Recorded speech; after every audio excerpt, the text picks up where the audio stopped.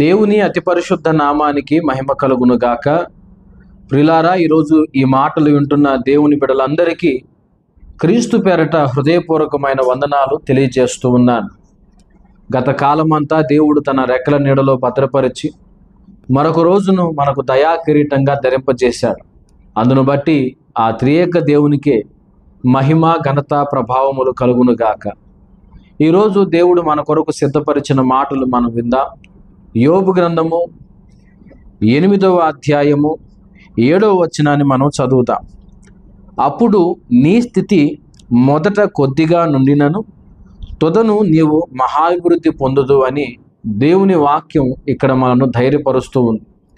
చాలామంది జీవితాల్లో వారు కలిగి ఉన్న లేమిని బట్టి, దరిద్రతను బట్టి, తక్కువ స్థితిని బట్టి కృంగిపోతూ ఉంటారు, నిరాశపడుతూ ఉంటారు.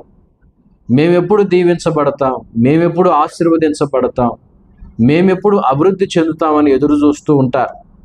దేవుడు ప్రతి ఒక్కరిని ఆశీర్వదించాలని కోరుతూ ఉన్నాడు. కాకపోతే కొంచెం సమయం పడుతుంది. మనం తీసుకోవలసిన జాగ్రత్తలు, మనం ఉండవలసిన క్రమాలు కూడా కొన్ని ఉన్నాయి. చూడండి, ఒక చిన్న మొక్కను మనం ప్రారంభిస్తే అది విత్తనం వేసిన నాట నుంచి చిన్నగా ఎదుగుతూ ఒకప్పుడు చిన్న మొక్కగా ఉన్న ఆ చెట్టు ఒకరోజు వచ్చేసరికి మహావృక్షంగా మారిపోతుంది.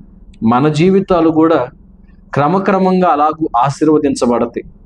కాకపోతే మనం ఉండవలసిన క్రమాలు కొన్ని ఉన్నాయి.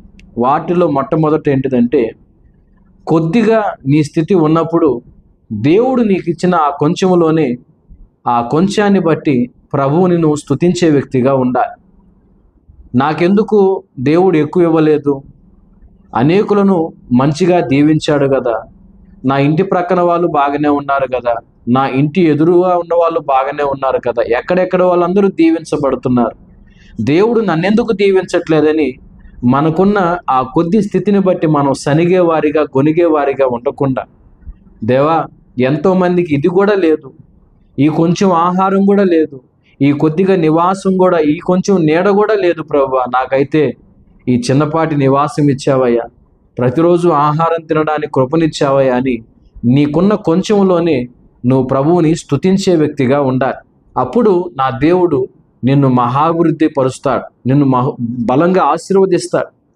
అలాగనే మనకున్న కొంచెములో మనం ప్రభువు కొరకు నమ్మకంగా ఉండాలి.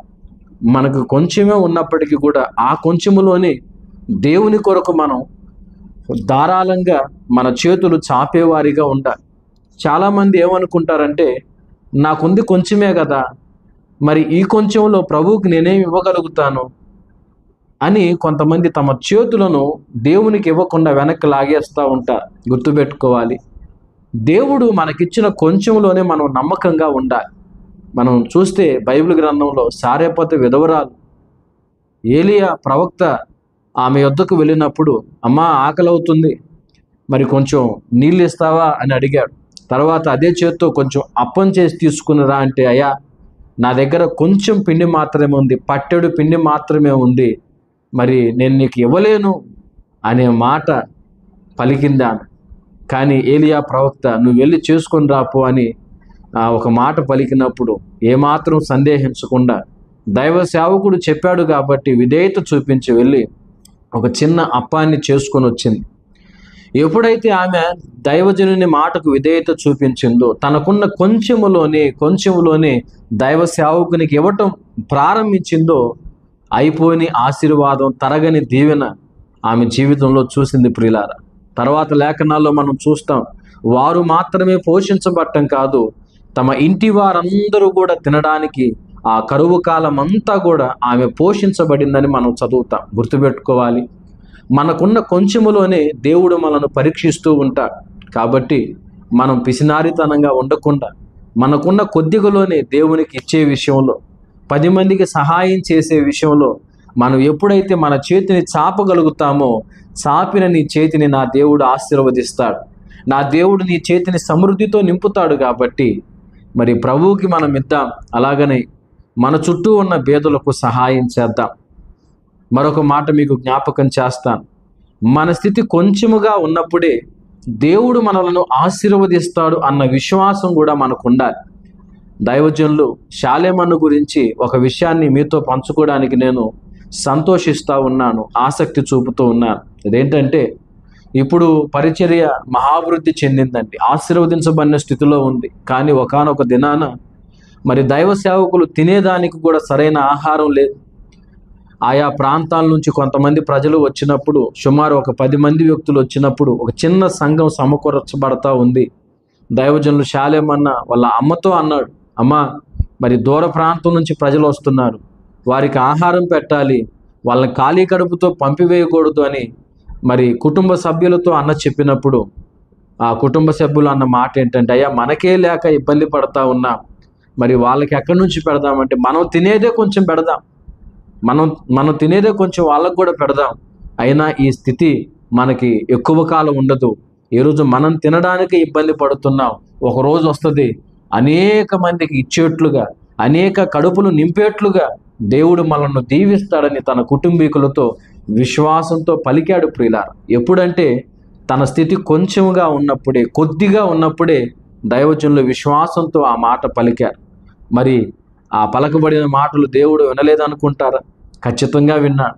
ఆయన యందు దైవ సేవకుడు ఉంచిన అచంచలమైన విశ్వాసాన్ని బట్టి పరలోకమందున్న తండ్రి సంతోషపడి మరి ఈరోజు దైవ సేవకుని ఎలా దీవించాడో, ఎలా ఆశీర్వదించాడో, ఎలా అభివృద్ధి పరిచాడో మన కన్నులతో మనం చూస్తూ ఉన్నాం. కాబట్టి మన దీనస్థితి నుంచి మనం హెచ్చించబడి కొద్దిగా ఉన్న పరిస్థితి నుంచి మహాభివృద్ధి చెందాలి అంటే మొదట మనకున్న దాన్ని బట్టి ప్రభువుని స్తుతించాలి. సనగేవారిగా గొనిగేవారిగా ఉండకూడదు. దేవా, ఈ కొద్దిగను బట్టి, ఈ కొంచెము స్థితిని బట్టి నీకు స్తోత్రాలయ్యా అని చెప్పాలి. రెండవదిగా మనం చూసాం, మనకున్న కొంచెములోనే మనం నమ్మకంగా ఉండాలి. మూడవదిగా మనకున్న కొంచెము స్థితిలోనే ప్రభువునందు విశ్వాసం ఉంచాలి. దేవుడు మన పరిస్థితులు మారుస్తాడు అని దైవజనులు పాడినట్లుగా, మొదట నీ స్థితి కొంచెమే ఉన్నను, తొదకు నీవు మహాభివృద్ధి పొందుతావని పాడినట్లుగా, దేవుని వాక్యము సెలవిచ్చినట్లుగా మన జీవితాలు అలాగూ మార్చబడుతూ ఉన్నాయి. విశ్వాసం ఉంచుదాం, నమ్మకంగా ఉందాం, దేవుణ్ణి స్తుతించుదాం, దేవుని మార్గంలో మనం సాగిపోదాం. దేవుడు అట్టి కృప మనందరికీ అనుగ్రహించునుగాక. ఆమేన్. పరిశుద్ధుడు అయిన తండ్రి, ప్రేమ కలిగిన ప్రభువా, నీకు స్తోత్రాలయ్య. నీవు మాకిచ్చిన ఈ దీనస్థితిని బట్టి కూడా కృతజ్ఞతలు. అపోస్తులుడైన పౌలు అన్నాడు, దీనస్థితిలో ఉన్న నిరుగుదును, సంపన్న స్థితిలో ఉన్న నిరుగుదును అన్నాడు ప్రభు.